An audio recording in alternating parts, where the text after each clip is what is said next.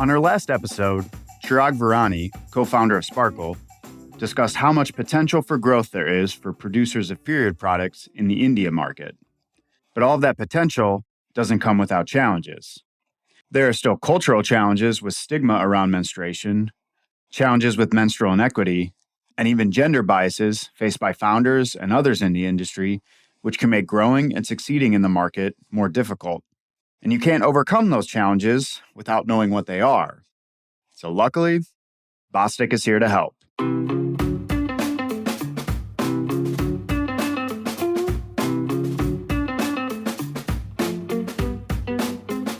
Welcome to Attached to Hygiene, the podcast that enables you to grow your knowledge and influence in the absorbent hygiene industry. My name is Jack Hughes, and my mission is to help you, the absorbent hygiene article producer, design and produce the best possible products to meet the needs of your customers. On today's episode, we're continuing our conversation with Chirag Virani. Over the next 45 minutes, he'll share what challenges he has seen menstruators have to face when it comes to education, menstrual equity, and the stigma around menstruation, and how companies can help menstruators overcome those challenges. And he'll also share some of the gender biases he has faced as a male founder and how he's overcome them himself so he can continue to help menstruators get access to the information and products they need to manage their periods. So, one thing that I've heard and read is a challenge for some menstruators in India is the safe and discreet disposal of their period products or their used period products. And I'm curious, what have you seen and learned about the disposal of products as you've been working in the industry over the last few years and as you've begun to create your own products that, eventually need to be disposed of themselves? So what it's coming down to right now is, when we also talk about our product as well to the consumers, we're not just talking about the product being biodegradable, it has these many health benefits, but also we are educating them about what will happen to the product at the end of its life cycle. So for example, when we look at India or even in that manner, in any developed country, the US or the UK, it's divided into 2 to 3 segments. So if at the end of its life cycle, the used pad is most likely going to end up in landfill through solid waste management system, or it might be incinerated. And in some rural parts where there is a lack of infrastructure of proper segregation collection in India, sometimes it's buried in the soil, or it is flushed down the toilet, or pretty much disposed out in the open. So when we're looking at the what happens to the product after it's being used, and we're talking about hundreds of thousands of tons of waste. So we focus on what happens to the product at the end of its life cycle. So for that, like we have done a lot of studies of how it will behave in landfill. So landfill biodegradation studies. We have done a couple of studies in Europe. So we are educating the customer, like compared to something that will stay in landfill for 500 to 600 years that has a lot of plastic in it. When the product has a lot of bio-based material or cellulose-based product, it will, even if it ends up in landfill, it will biodegrade at a much faster rate.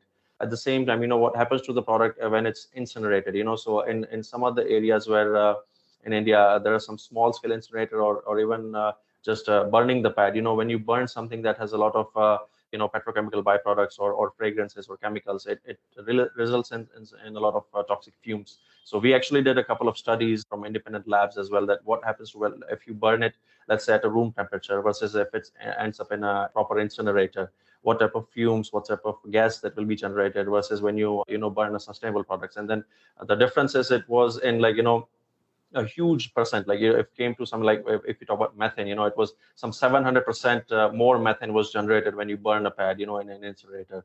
So there's a lot of awareness that we are trying to spread about what happens to the product at the end of its life cycle. And we need to, as a manufacturer, as raw material developer or manufacturer as well, I think we should also look at not just the performance of the product while it's being used, but what will happen at the end of its life cycle, right? And that is where a lot of regulations are coming into place with single-use plastic initiative in India as well as Europe is leading the way. In the US also, there is many regulations that are, I think, still underway. But at least the world is going towards a direction where these products might, or some of the components might, fall into that single-use plastic initiative. At least we need to look at, as industry as a whole, how we can reduce our dependence on fossil fuel-based resources, and then also how we can reduce the amount of waste that we generate and that goes into the landfill. I would definitely say that is the big challenge facing the industry. I mean, no one would argue that the products that the industry creates, whether they're plastic or sustainable, have a benefit to end users, whether they be menstruators or baby diapers, even adult incontinence products. And obviously, plastics is the easiest, the most convenient way to make those. And from a performance standpoint, they perform very well. But long term, not the most friendly products for the environment, regardless of how you're disposing of them. So yeah, definitely the big challenge that we're facing. And like I said, I think it's good that even some of the countries that aren't as, or markets that aren't as mature, have that in mind. And I think, like I said, a lot of that goes to that consumer awareness that brands are doing, even influencers and people on different social media platforms that are talking about it, and it's raising the awareness level and the kind of the education level of menstruators everywhere to understand those topics a little better and demand those types of products. And definitely see it moving in that direction. And you alluded to this earlier, but as those raw materials that are going into those sustainable products become more affordable because more consumers are demanding them, and therefore more producers are demanding them, then those prices can come down and can compete with some of these more affordable fossil fuel based products and really kind of change up the market a little bit. It's definitely like a chain reaction, like as more consumer demand for it, as you mentioned, so that is where we are placing a 30-year plan, so we are not only focusing, so we are actually investing heavily and working very hard about developing the new products that are also affordable. And then down the line, we are also planning to also establish fully vertically integrated supply chain. So we will be also expanding into raw material manufacturing as well, because it's one of the ways you can make the product more affordable as well, when you have the control over the raw material, the availability, the accessibility, and looking at the other side of it, the disposal side of it. Because when you create a biodegradable and compostable and actually home compostable product, what we are trying to work towards is having a separate infrastructure, or at least a disposal mechanism. So for that, we've actually also introduced a green cycle program, which was a pilot that we in the same city where the plant is located. And so it is about making sure that the biodegradable compostable product actually get composted. So we have a composter, we have it's a collection program where slowly building the infrastructure. We're trying to collaborate with people who have composting facilities, and adding that small portion for the composting of products that contain bodily fluids. So once we have basic infrastructure for sanitary pads, we are also going to introduce baby diapers in the future. So this infrastructure can then be used for not just collection, but also composting of product. And actually, we took a lot of surveys before we started this program, and a lot of consumers, they're actually those who believe in sustainability, they're willing to pay as much as the product. Like you make sure you dispose it properly. Because these people are the leaders of this segment. And we clearly wrote down a question. So we'll have when you pick up a request, just like you return a box on Amazon. So the we'll have our logistics partner will come pick it up in a box, and then we'll make sure it's properly disposed, properly composted. So this is it's a very pilot stage. We've got an amazing response, and there is more people inquiring about, okay, I want to be involved in this program as well. So we're trying to, from our own city, we're trying to also working towards how we can amplify this. And if countries like in India, if people are trying to do this, if companies are trying to do this, if consumers are accepting this, then I think it's much easier to implement it in different countries where consumer is much more aware and more educated. So like what we're trying to do is set an example of what a company in sustainable a space can actually do, not just focusing on the ingredients, but also the disposal of it, and then how to connect the dots between the raw material versus things ending up actually in landfill, or trying to make sure that it doesn't end up in landfill or incinerators. Yeah, that's great to hear. It's great that you're seeing that demand, that offering this option, this program is taking off. And to me, I think it'd be great if you see examples of this coming from a market like India, and allowing them to kind of lead the way. I know that's from being connected with people on LinkedIn and in India. Like that's what people in India want. They want to be leading the way. They want. When I've seen there's high expectations for India as a country and as a people, and I think that certainly something like this is a way for India to lead the way on things like that. Let's hope so. Yeah. So I want to transition from kind of the sustainability side of things and to something that you've touched on a little bit already in some of the education and even some of the stigma around menstruation in India. And was wondering if you could just kind of share a bit about that, particularly from the menstruators' perspective, but also from like the non-menstruators, male perspective, particularly as a founder in the industry who is male and cannot or does not menstruate, and so there's a different perspective there. And so, wonder if you could touch on both of those and some of the challenges faced in the market. Sure. There's been many instances, so I'll try to pick and choose the stories that pretty much capture the and again, see, there are those who are how shall I put it politely, unique in their way, So and then there are like I don't speak for everybody, but there have been many challenges, So if we look at just one small example, of when pretty much when we go for like NGO donation or awareness, it's usually a male contributors or male founders or doctors, like usually like even if I go to a campaign, or it's usually asked to stand outside. And I understand, I mean, they're more comfortable, but what I saw from like just and this is one of the very deep memories that you get, like you're looking at the awareness seminar happening, like I'm sitting outside, I can see what's happening inside the window, but like I cannot listen, but I can see. And there are a lot of young girls, like I'm barely in grade 11, 12, and then they're just sitting there looking at the floor, like not even making eye contact with the gynecologist or talking. So we're looking at the scenario where they already feel that if they're even talking about this, it's something wrong, they're doing something wrong just by even openly talking about it. So this is there's a lot of work that needs to be done, especially being awareness. And then there was one more initiative that we wanted to do is, like a class of 60 girls, and we wanted the gynac to actually, ask them if they have any questions, just raise your hand, or we even they even passed a piece of paper. And still, like if they wanted to write down the question, if they are not comfortable raising their hand, but still not a single question came, so it's still like people, if they have many questions. And what we realized that after the session ended, the gynecologist came out and they said, listen, I know they have a lot of questions because I can see they want to ask, but they're still hesitant. So what we had to do is we actually went into a separate room where just like there was a table and chair where the gynac was sitting, and then one by one, a girl would walk in, and then there was a number of questions that came in, and there's one or two girls that actually needed some serious medical help, because they just didn't know how to deal with it or who to talk to. So now from now on, every time we do a seminar, at least this is a learning curve, like for us, we just went there to try to do what we can, but as you go, you learn that how to actually try to do it the best possible way without making sure that like they are comfortable. And then they are, so every time we go for the next one, now we know that we need to have a private room, and then that's where they'll open up and talk about these,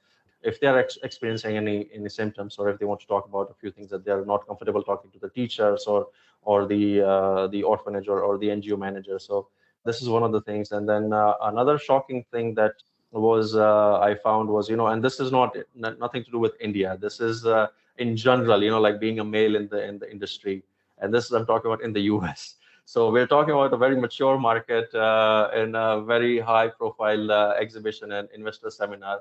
And it was me and my founder, and when I look at when I present the company, I'm more like the talker. She's into numbers, I'm more into talking. And then and we were pitching our company, like we were talking about 2019, and we're pitching it to the investor, and then I'm doing all the talking, and then the investor's like, why isn't she talking, and I was like, it's just how we work, like if you give her a spreadsheet, show you what she can do, so I'm more of a words guy, so. And then she's like, if she was talking, like if she was presenting, I'd be throwing my money at you, so this is the mindset that we are looking at, even from the it gives you the snapshot of what the mindset is. And when I mentioned in the beginning, I don't generalize. This was one of those scenarios where it pretty much shows, there's a lot of work that needs to be done.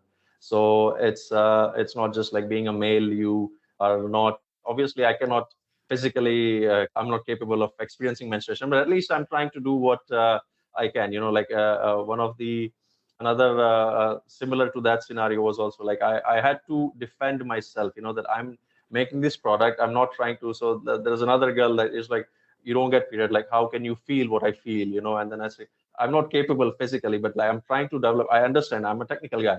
I understand the fluid mechanics. I understand the layers. I understand how the porous matrix of cellulose fiber work. I understand how to, take the fluid from the center to how to distribute it properly. This is so.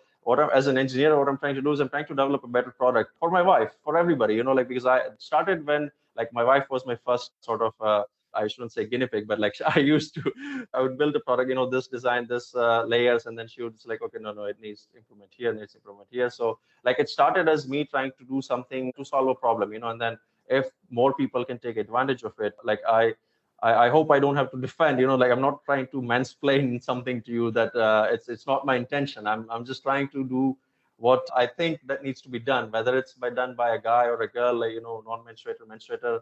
It's a problem that needs to be addressed, and that is what I'm doing, whether I'm a male, female, no menstruator, non-menstruator. So sort of like these things that still pinch you, but it keeps things real as well for you. Like you need to keep pushing because there's a long way to go. And this is just not in India. Like it some portion of period poverty, period awareness exists in every country, whether it's the US or the UK, but like in India, still there is a lot of work to be done from the accessibility point of view. But overall, like globally, there is still a lot of work that we need to do just to break the stigma around this subject. Yeah, definitely a lot of work to do. And as you said, this is not an India problem. It's not even a developing market problem. It's a global problem. Breaking the stigma around periods and making people comfortable talking about them. And through some of the work that I've done, earlier this year we had several episodes on the same topic, menstrual health, and so that's got me more involved. And you still see, I've been connected to a lot of people, primarily women, menstruators that are, big advocates and are becoming more comfortable talking about this stuff. And you still see, in the US or Europe, mainly men, but also women kind of shaming maybe is too strong, but that they're talking about this on a platform like LinkedIn. And, but it's a daily problem. If you can talk about something like mental health in public, you should be able to talk about periods in public. As you said earlier, it's a very natural bodily process, and we should be able to talk about it without it being too taboo, and particularly because there are so many health implications from it.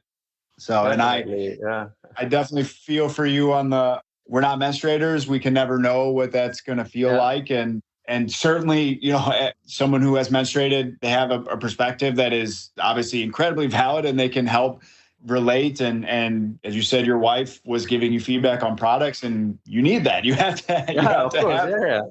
Definitely. But just to me, as you were saying that, it's like just because a different topic, but just because someone has never had cancer doesn't mean they can't help.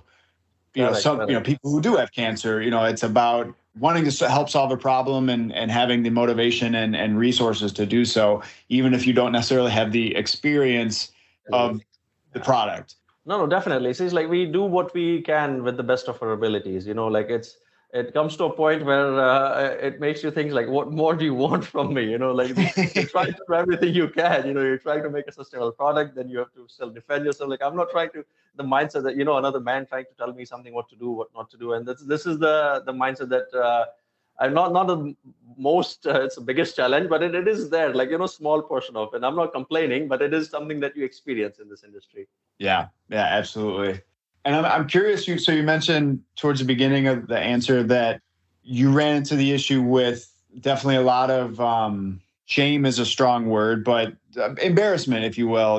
The young menstruators didn't want to talk about it unless they were kind of in that one-on-one situation. I'm curious if you've mainly seen that in more of the rural areas, or do you still see that in urban areas as well? Yeah, no. So the example or the story that I've used from was actually from one of the seminars that we did in the rural areas. So in rural areas, it's much stronger, but that doesn't mean that in urban areas it doesn't exist. Like our closest friend is not allowed to enter kitchen. Like even like, and they are like they have they travel the world, like this. But it's the cultural mindset, so because her mom was not allowed to enter in the kitchen during her period, so she's not allowed to enter in the kitchen because there is a superstition that the food will go bad if you touch it. So I mean, there is no justification to these things, but they still exist. And it's not just in rural area, like in there are crazy things that, as a guy, like I would never even think about these things. Like, you're not supposed to wash your hair. This is the things that I've heard, like, so there are some other ridiculous things that I don't want to, hurt somebody's feelings. If they believe it, they are free to believe what they want to believe. But because of that, it is actually causing a lot of stigma. People are not talking about this, even in urban areas. So one of the most extreme ones I heard, and I was like, what? Like, husband and wife, if wife is menstruating, she's supposed to sleep in the other room. And I was like, are you crazy? What type of logic does it, so this is, Yeah. it just, you don't know what to say to that, so this, and it's reality. I'm not making this up. Like, this is, I've heard people say this.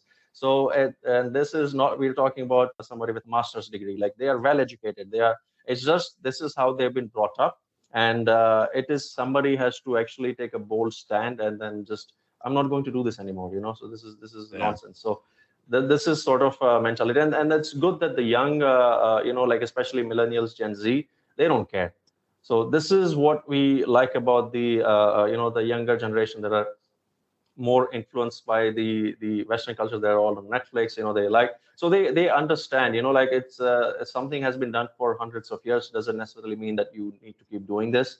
So these are the people who resonate, they appreciate, and we get some amazing messages, that we really love what you do. So this is sort of a boost. And this is somebody, like, in eighth grade or ninth grade, like, for her, it was just sharing her thought. But for us, it's like, it's a huge boost, like, if young people are thinking this way, it's a positive sign for the whole humanity. Like, this is where the direction of the next generation is going, and the mindset.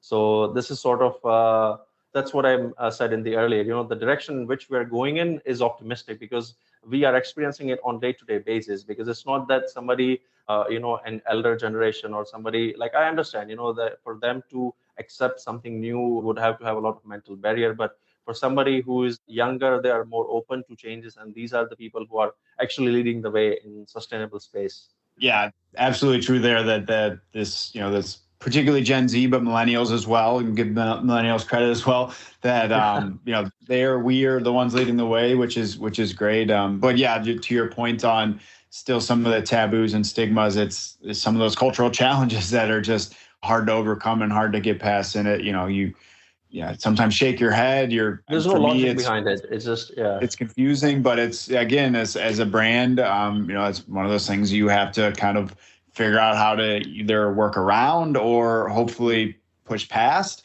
Yeah, it's crazy, but it just is. Like, it is what it is. You'll have to find a way to deal with everything. Yeah, just the stuff that's ingrained in tradition and culture, and families are used to it, and change is hard. Change is hard. Definitely. So, and you alluded to this a bit, and I'm curious. So, with, I guess I could say primarily the urban population, but I guess any of the population in India that has pretty easy access to the internet, are we seeing a big shift there as far as being willing to, at least, if not in person, at least talk about periods or product feedback and stuff online, and whether it be on forums or leaving reviews on Amazon? Is that a big driver with the portion of the population that has internet access? It's a challenge, it's, again, like, having your name with the product is still, like, people will accept, like, on Amazon and on online channels, we face similar challenges. Like, people will buy the product, but getting the review or even requesting them to post a review is a challenge, because it triggers that similar, the taboos and the cultural stigma. So talking about this openly, I've seen many brands in the US, they're opening communities, like it's like an online space they're creating for the people to discuss in conversation and engage in ways about talking about health, talking about everything. So in India, it's still a very early stage, and what we are trying to do, and being on this podcast for that matter, is one of the things that we will be doing, or something very similar. So we are also focusing on creating a lot of visual content as we grow. So that is more about just like how we are talking, like both the founders will be talking about just the product itself, or just menstruation, like, or sustainability, or different topics that not directly. So the focus of, like, in the future, in the next couple of quarters, like our marketing strategy is also very unique. Like, rather than focusing more on the just the sales, we are actually focusing on product awareness, product use.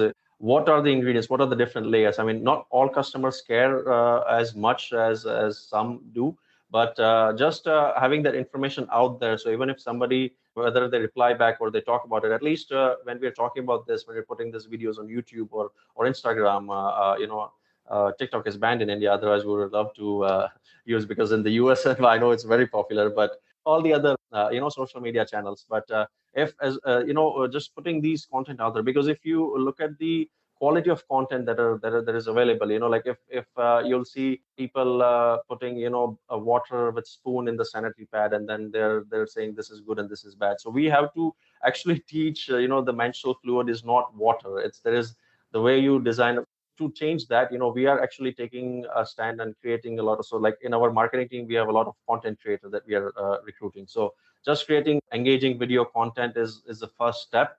And then we can, once we put the content out there, then we can expect some discussion, some conversation about the topic. But at least somebody has to put things, the topics out in the open. So it's like a very heavy visual focused video content that we are going, and both the founders pretty much, Hetal and I, are going to be just like how we're talking, like we're going to be pumping out a lot of videos covering different topics. And then we'll also invite Gynex, like a different guest. So a sneak peek into our next 2 quarter marketing strategy for you. Now you're talking my language. Like this is marketing. That's what I love. And yeah, we won't dive into what Bostic's marketing strategy is, but we try to do this similar stuff. And obviously you have the goal of running a business and making that business profitable, but sometimes that comes with educating the market on stuff that might not necessarily, it's related to your business and there's benefits to educating people on it, but it's not necessarily related to the bottom line of growing your business or making money. And now you're speaking my language now. That's that's good to hear. We're both aligned, on that. So I didn't know that TikTok was banned in India. I guess I had no idea. We don't need to dive into the specifics of it, but it's a legal government issues, but it's been a while. Yeah, it's. Oh, okay. I had no idea. So, okay, well, yeah, I mean, then yeah, that's maybe not new every day, right? Yeah.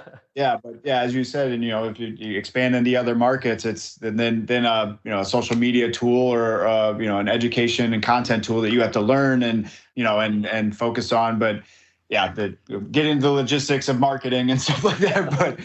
But I get sidetracked. It's yeah. So you touched on this a bit earlier when we talked about period poverty or you can call it menstrual inequity.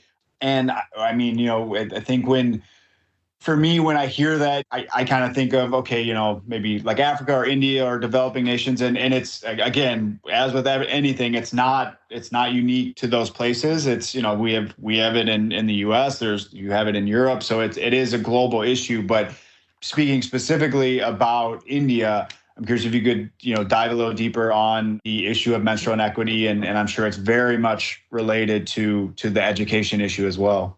Definitely, education, accessibility, and affordability. So there are the 2 to 3 areas that pretty much repeat themselves in multiple categories as well. So when we look at period poverty and young menstruators, young girls dropping out of school because they don't have access to period product, and then there is a recent survey by UNICEF that around 23% of young menstruators, they drop out of school because they don't have access to sanitary pads. And so we're talking about millions of girls and women, dropping out of school or missing work because they don't have access. And the interesting statistics is when menstruators have access to these products, there is 90% chance that these girls and women, they won't drop out of school. So there is a direct correlation with accessibility and their ability to participate in school or other activities, So, and then when it's a chain reaction that starts, when a young girl misses schools, she'll start dropping out of, she won't be able to have the equal opportunities as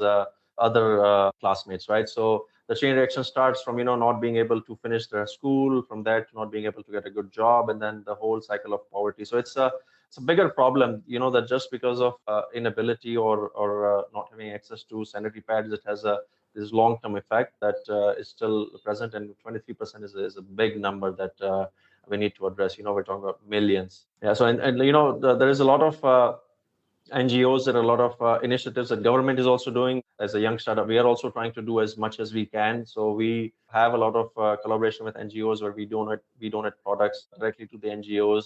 We provide them at subsidized rates to certain NGOs that we work on a monthly basis. So at least there are many NGOs that's like, okay, we want to do this on a not just one time project, but just making sure that you pretty much you're adopting one menstruators period needs for the entire year, or it's an ongoing thing. So we have also there is a lot of corporates there are that are coming up now, and this like, we want to actually sort of like adopt this NGO or any like 50-60 menstruators that are there. We like whether you provide them at subsidized rate or where you just donate them, they also want to collaborate with us for those activities. So there is a lot of bridging the gap happening from corporate sector, from startups who as being a platform, as well as NGOs that are trying to make sure that the menstruators have access to these products, and then there are companies that are willing to either donate them or even give them at a subsidized rate. So there's a lot of work that is happening, but not necessarily enough as much as we would like. But at least it's a start. And again, as like with any other issues, with awareness, there is a long way to go for these to address these challenges as well. Yeah, I mean, like I said, it's great to hear that so many organizations, companies, NGOs are working to combat this menstrual inequity, period poverty, but still, as I said, a long way to go. And it's some places have more ways to go than others. We're starting to see countries, Scotland, in a recent announcement, which is fantastic. That's one country out of several dozen countries that have this One issue. more, in India, for example, they removed the GST or the tax on menstrual products a couple of years ago. So at least in that aspect, India is leading the change. Because I'm aware in many of the states in the US still there is tampon tax, right? So at least in India that work has been done. I know many companies in the US are advocating for removing tampon tax from a lot of states, but so at least one part from the government they're trying to do as much as they can. That's great to hear. That's great to hear. As you said, it's a start. Still plenty of way to go, but it's a start, and that's how we're going to get there, is those baby steps. So, want to kind of wrap up here by asking you to maybe pull out your crystal ball, and as someone who has a vested interest in the industry, but is also relatively new to the industry and the menstrual health market. Tell us where you think it's going in the coming decade or two. All right. So as I mentioned earlier as well, I do see a big shift in sustainable market. I mean, in one of the articles that I read, from the not just looking at the future, but also looking at the data from the past on which we can, sort of build on is like the natural period product market is growing at around 40% growth. In one of the articles I read in one's industry. So like we're looking at acceptance, and these are maybe particular in some geographic regions, but at least globally, I do see that the sustainable product market is going to grow exponentially, especially for the countries where the accessibility is still the issue. We will see slightly a slower shift into the transition into sustainable products, but at least in many countries where the accessibility, affordability are not really the biggest problem that the menstruators are facing, there the sustainability is going to really be a strong trend in the purchasing decision of the menstruator. So at least in the next 5 to 10 years, I believe, especially in the Western countries and also to a small extent in India, we'll see a big shift in sustainable products market. I foresee that too. That would be my prediction. I think we'll see, as these, more, whether it be biodegradable, compostable, or just plant-based or bio-based pads and tampons, become more popular. Those are going to grow. And certainly, there are a lot of benefits to things like, as you mentioned earlier, the menstrual cups, the menstrual discs, that are, you kind of buy them and they last a year or more. And even as you said, some of those like hybrid absorbent pads, we're seeing reusable underwear, reusable pads. Seeing a lot of brands get a lot of attention, particularly in the US and Europe, but in other places, as you mentioned as well, that, I think for a while it was a trend. Now it's just the direction the market is moving in. And there's still, as I said earlier, a place for, fossil fuel-based, plastic-based products.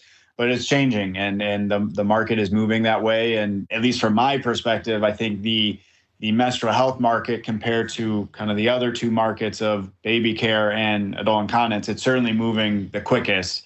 And you see brands like Sparkle that are leading the way in that category. And it's definitely pushing the market that way, and definitely also being driven by consumers. And I think as you see, or as these consumers come to expect, more environmentally friendly, sustainable products for their menstrual products, once they transition into that life phase of having children, and maybe down the line moving into the life phase of needing incontinence products, they're going to demand it there as well. And so it kind of makes sense that you see this happening in menstrual hygiene and menstrual health products, period products. But that I think that transition is going to carry into diapers, baby products, as well as the incontinence products.